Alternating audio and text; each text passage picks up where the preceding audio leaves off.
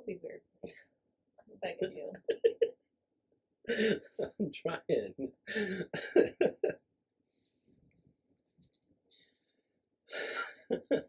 Just act like we're having a normal well, actually, don't do that. Because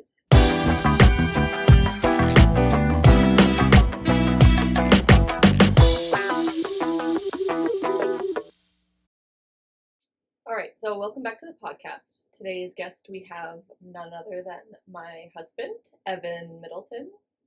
Hello. Woo! I'm going to be interviewing Evan. I know his opinions may be slightly jaded because I'm his amazing, beautiful wife, but we're going to be talking about his experience in the birth room and to kind of give an overview of the history of men in the birth room and labor and delivery. It wasn't until like the 60s and the 70s that men started to really be present in the delivery room. Before that, I think they were called stork clubs, where men would be in the waiting room smoking cigars while their wife was screaming in the room next to them. So it wasn't until like the 60s, 70s that men started to actually come into the delivery room and find it to be important to be there for their partners, their wives, to be an important role in the birth process. And it wasn't until, women started speaking about their rights in the 60s and the 70s, about, who they would like in the birth room and their rights to say who can be there and who cannot be there. And I do have a little table I pulled up from the National Journal of Medicine. The National Journal of Medicine did a study on, I want to say it was 400 fathers. They did sort of a scale about fathers' feelings. The scale being like totally agree to some extent, difficult to say, disagree to some extent, and totally disagree. But I will just share the percentages from one end of the spectrum to the other. So some of them were, I was nervous to be in the birth room. 40% said they totally agreed, and 14% said they disagreed. And another one was, which I find very popular when I speak to clients, their partner will say, I'm afraid I'm going to pass out, I'm afraid I'm going to feel sick. This study shows about 3.6% said they felt sick, and about 73% said they totally disagreed with that statement and they did not feel sick. Another statistic was I felt helpless. About 6.9 said that they agree with that, and about 62% said that they disagreed with that statement. Another statistic was I felt guilty about my wife and partner being in so much pain. About 7% said that that was true, and 51% said that that was false, which is honestly shocking to me that people felt that they didn't feel guilty about their partner being in so much pain, because that's just baffling to me, being on the other end of the spin there. So with those statistics in mind, I guess that's where I'm going to go with the questions I'm going to ask my husband today. So we have 3 girls together, the oldest one not being biologically yours, so I guess you can't really speak on that birth experience because you met her when she was 2. But we do have 2 other girls together that are biologically yours and that you were present for, the labor and the delivery of both of my girls. And so we'll start with the first one. That's Caroline. I know that's kind of hard to like pull back and remember on, because personally it's hard for me sometimes to remember how that all went. But how were your feelings for being your first kid to bring into the world with someone? How were you feeling before I even started being in labor? Were you nervous? Were you scared? Were you like, meh, whatever?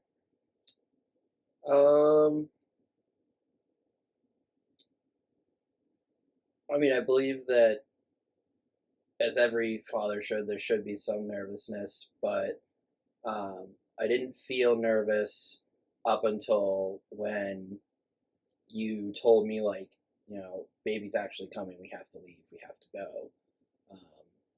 Because I thought you were kidding, but you weren't.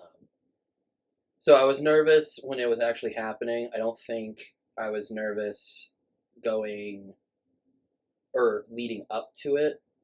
Um, but it was more like, oh man, the moment's here. Like, my daughter's being born. She's going to be here. And I mean, I was nervous because it's obviously it's a totally different experience for me being in the delivery room versus you. Um, and what my experience is compared to what you're going through for it. Yeah, I was nervous, but I don't think I was like insanely nervous or insanely anxious. It was more of a, oh shit, it's really happening. I wonder how this is gonna go, kind of feeling. Yeah, and I mean, he is my husband, and I will put a disclaimer that we are not afraid to tell each other the truth, even if it's kind of fucked up truth. So feel free to share however you felt in that moment. I don't care. You know, I don't care. Um,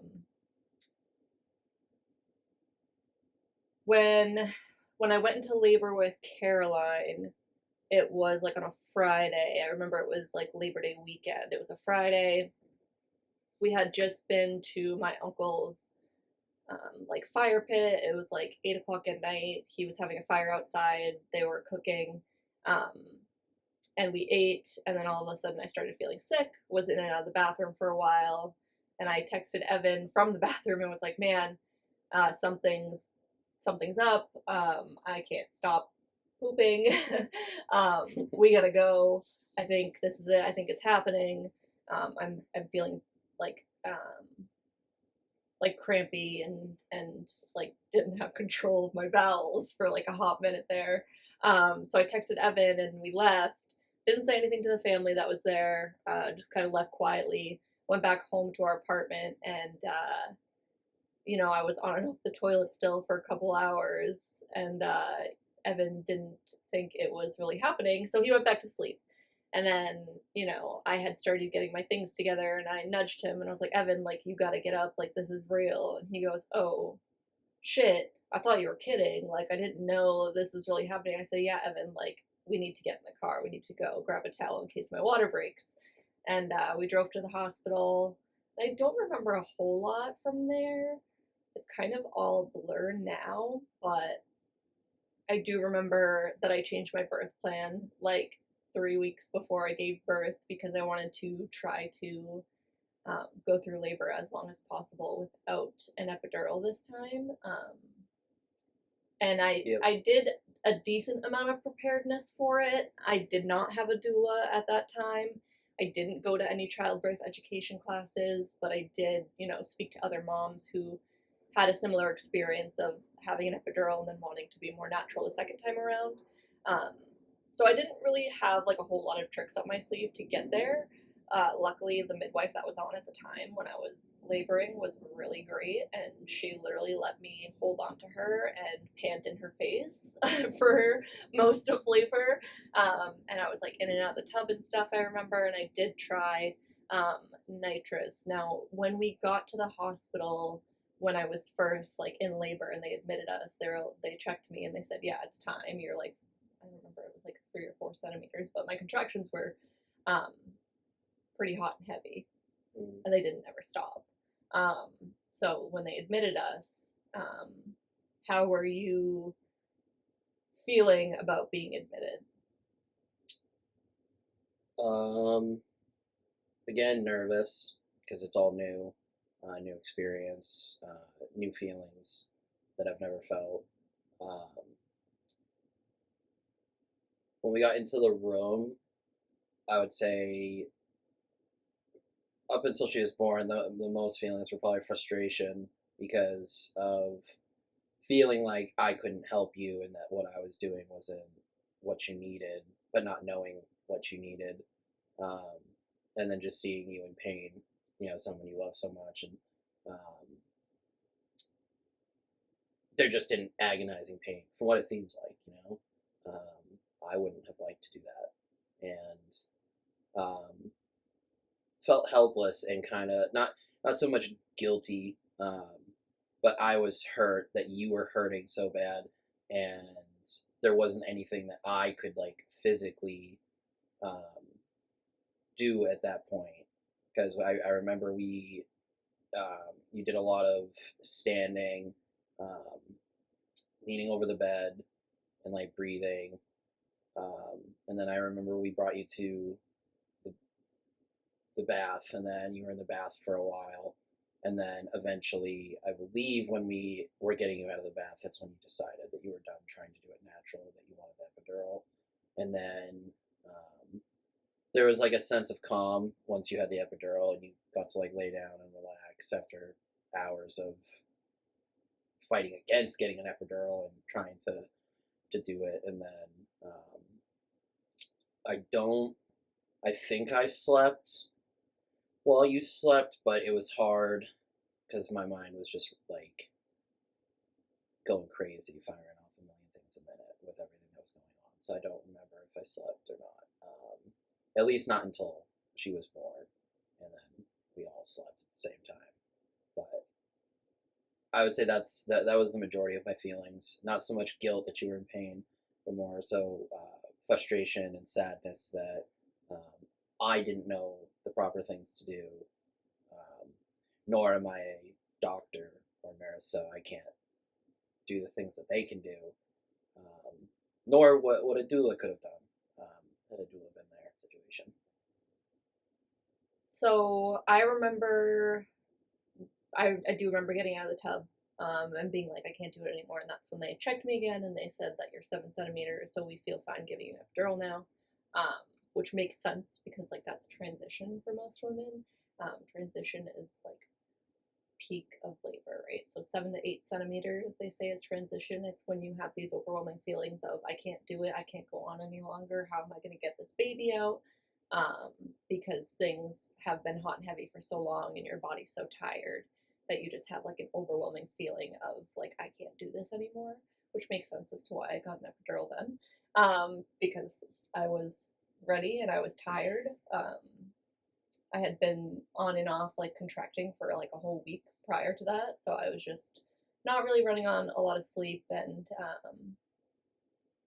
yeah, I remember getting an epidural after I got out of the tub, and then I think we both fell asleep, which is fair. You're allowed to sleep when mom's sleeping too. Um, and then I hardly remember like having the epidural and laying in bed because I feel like it was such a short time, but I can't really remember how long it was. They were both like really similar.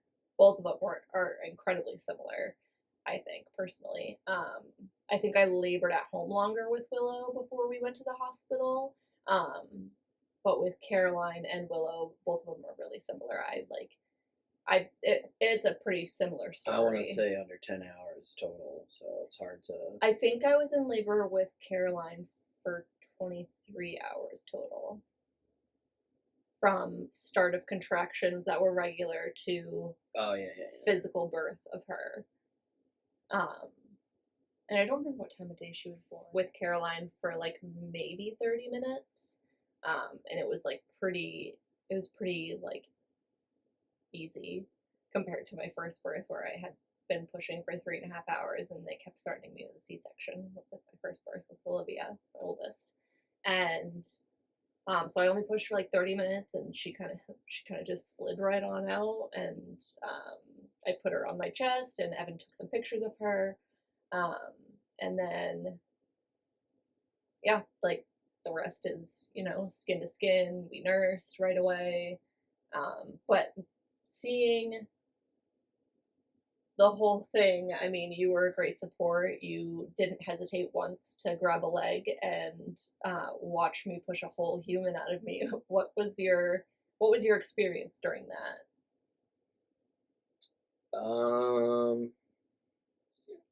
Saying a lot.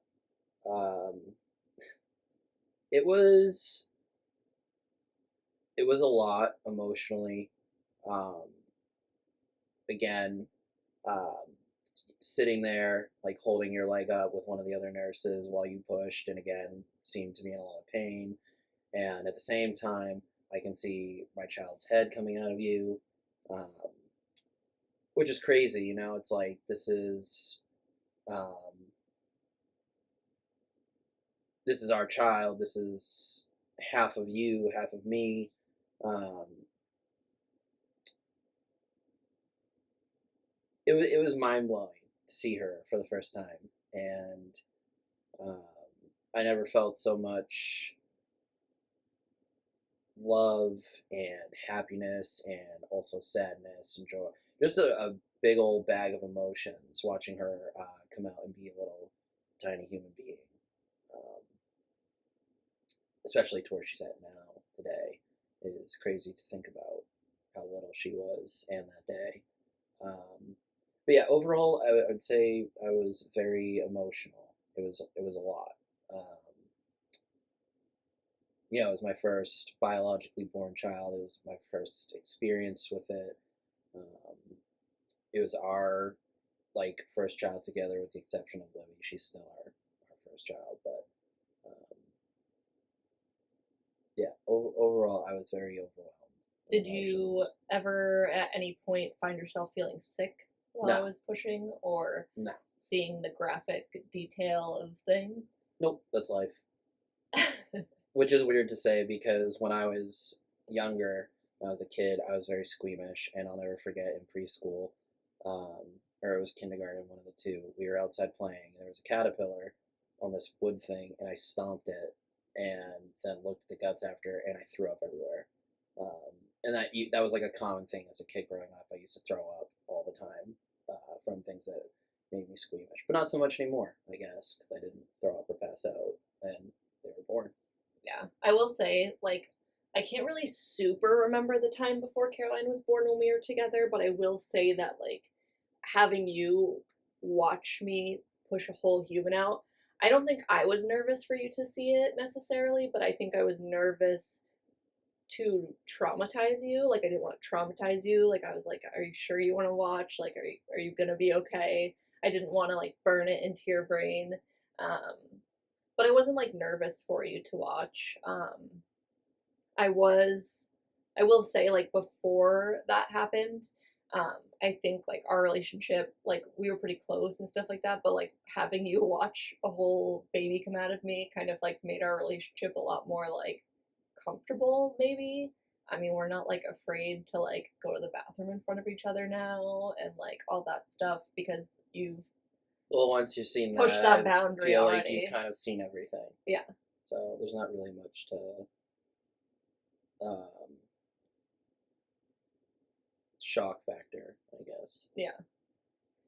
So going into the second birth, our most recent one, Willow, she's 2 now. So it's been almost exactly 2 years since I gave birth to her, which is crazy. Um, she similar story. I like went into it like really wanting to go as long as I could without an epidural, but wasn't like gonna hold it against myself if I got an epidural because I Well, knew what it was I like. think on this one, if I remember correctly, you wanted to do the nitrous first and see how far you could get with just the nitrous. And then I remember us getting decently along with it. And I don't remember if it was that you had reached the point where you're not allowed to do it anymore, or if you, or it just wasn't helping you anymore. But I remember there was a point where we stopped and didn't have it again. Yeah. So this time around I had labored at home a lot longer.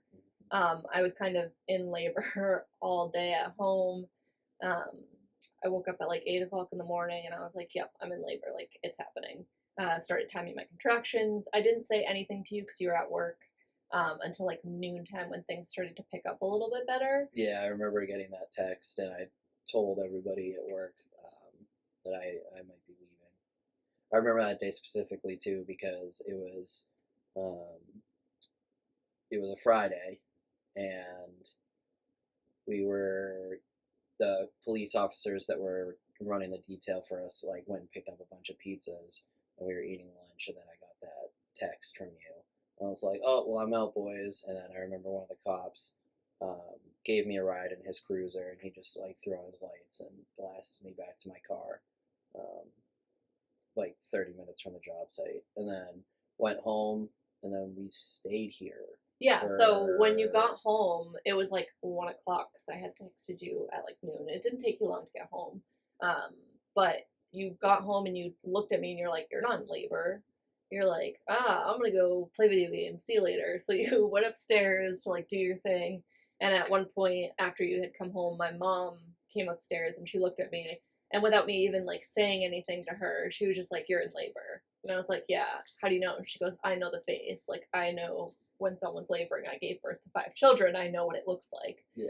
And she's like, I can physically see your stomach contracting right now while I'm talking to you.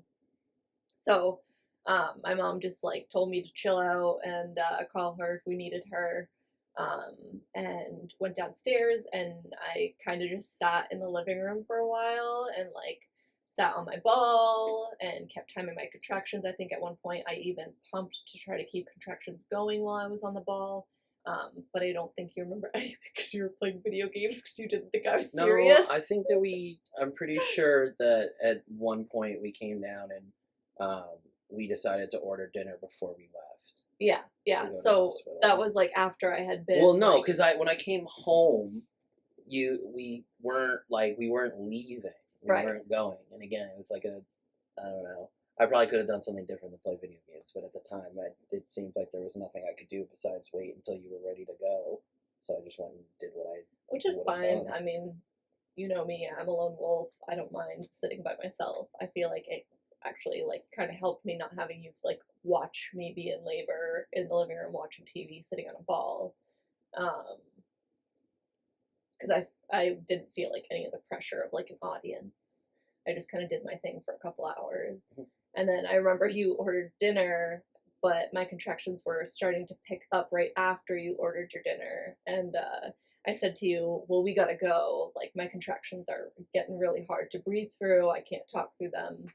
We have to leave now. And you were like, but can we wait until my pizza gets here? And I was like, no, Evan, we can't wait. So we waited anyway. And I think you grabbed one piece out of the box to eat while we were on our way to the hospital. Yep. And it never got put in the fridge. That's my B for assuming that your mom was going to do that. And then we came home like 3 days later, and it was disgusting on the table. So, yay for like $40 pizza slice. And then I remember we got to the hospital, and I don't know exactly because I wasn't familiar with the terms at the time of like my baby's position, but I do believe that she was in some sort of, looking back on it now and how much pain I was feeling, especially during like the cervical exam, especially during the first one where they could like hardly get their hands inside me because I wouldn't let them because it hurt so bad when they like went through my cervix to touch her head. Um, I think she was, tilted a little bit. Thinking about it now, I think that's why it hurt so bad is because of her position in there.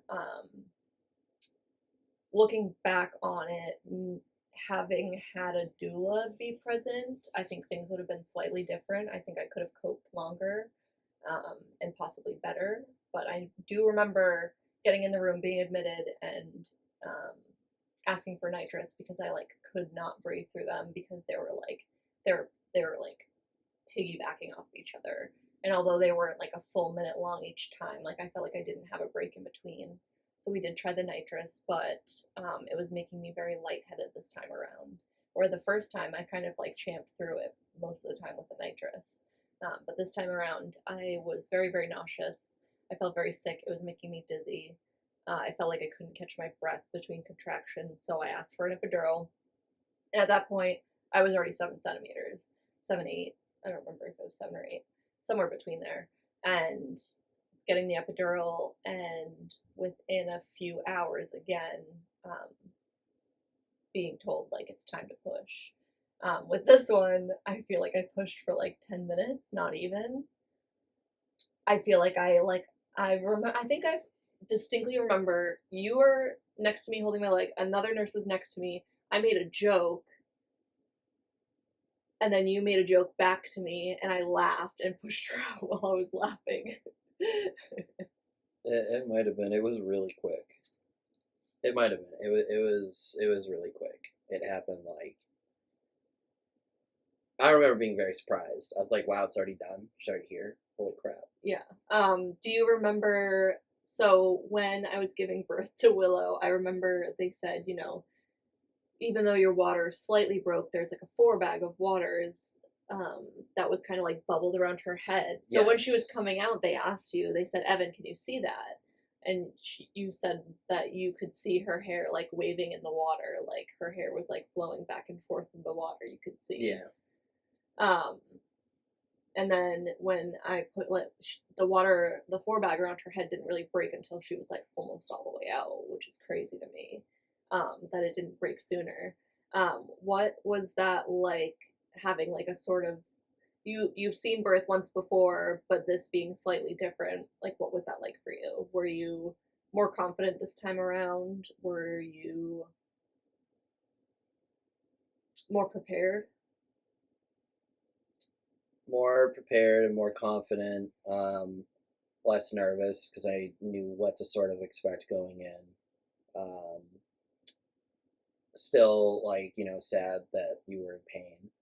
Um, and then I guess because like I didn't really know what the water sack was like on her head, so I guess like at first I was a little concerned, kind of like, wait, what's going on? Because like this isn't like the other one where I just saw Caroline's head. And then she came out and was totally fine. So immediately all those concerns went away after that. But there was a moment where I was kind of like, wait, is that supposed to happen? Like, what's happening right now? But yeah, I was definitely there's still a level of nervousness and anxiety to it. With birthing, there's always something that could go wrong, complications. Uh, Baby comes out and isn't breathing or something. And granted, I don't think we had any like pre-existing conditions or underlying conditions that would have created that reality, but still, it's always in the back of your head. Something could happen just because it hasn't doesn't mean it can't. But So I overall, guess, do you have any sort of words of wisdom for fathers who are about to enter this part of life with their partner, or any sort of reminders or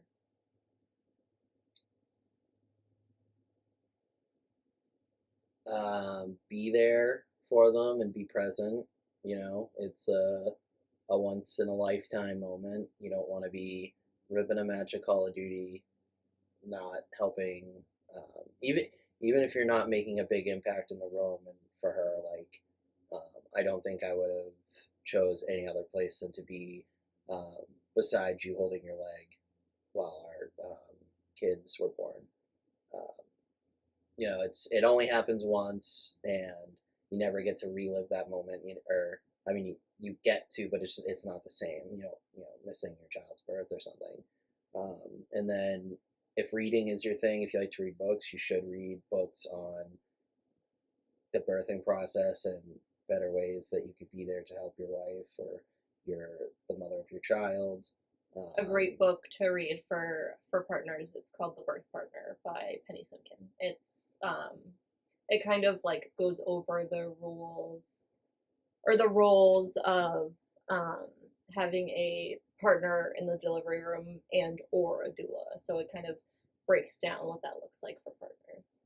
um, Yeah, because reading is not entirely my thing. I don't like to. I should read more books, but I don't sit down to read books. But um,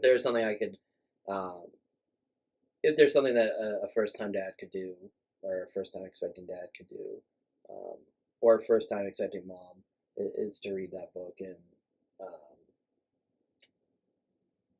at least go in with some of the knowledge of what the process is like and what it'll be like for your partner. Um, and then if I mean, now, and another piece of advice I'd recommend is just get a doula. and be there and be present for your child's birth, and like do what your wife needs, what your partner needs, but like you a doula will be there to advocate for your well-being, your child's well-being, your partner's well-being. Um, they have done it several times. They are there to be there for your partner and do the things that you can't. Um, so I highly recommend that, along with that. And Yeah. then, I mean, I think we've both agreed too that if we do have another child, even though like I could probably doula myself, we are going to hire a doula because oh yeah, it just makes sense. it just makes sense. It takes some of the pressures off of you having to be there for me for like a full 24 hours, whereas like a doula could step in and do things for me that maybe don't come to mind for you, or in the moment I can't exactly instruct you on how to be there for me. um, so I think, regardless of whether it's your first, second, third child, a doula is so important to have because it just takes the pressure off the partner. Agreed. Um, Above all, be patient. Yeah, above all, be patient, because obviously it is a frustrating situation to um, want to help your significant other, and they don't know how to communicate it because you can't even, really fathom the amount of pain that they're in between the contractions and pushing, and the pain and ache their body must feel after carrying around a child for 9 months and then having to labor and push it out. And it can be frustrating to, like wanting to help, and, maybe there's some attitude behind it, like, no, I don't need you to do this, or whatever it may be. You just have to remember that, like, your job, you're just in there, you're just chilling until your kid is born, and they're the ones still doing all the work even after all 9 months. They do all the work and then do all the work to deliver the child. The least you can do is be patient and be present in the room. And then when the baby's there, help out with whatever you can, whether it's changing diapers or bottles if they're not breastfeeding, um, helping get food, run water, drinks, anything. Um, yeah, that's what I would say to as advice for anyone that's going to be in a delivery room sometime soon. I think that's pretty sound advice coming from you. I'm impressed. I was impressed with that. Thank you. So I guess that's where we're gonna wrap up the podcast. Again, this is my husband Evan. Thank you, Evan, for joining me today. Hopefully, it wasn't as painful for you as you maybe thought it was gonna be. No, I didn't think it was painful at all. Cool. It's not. It's not giving birth. It's just sitting here and talking. Like my wife. My wife.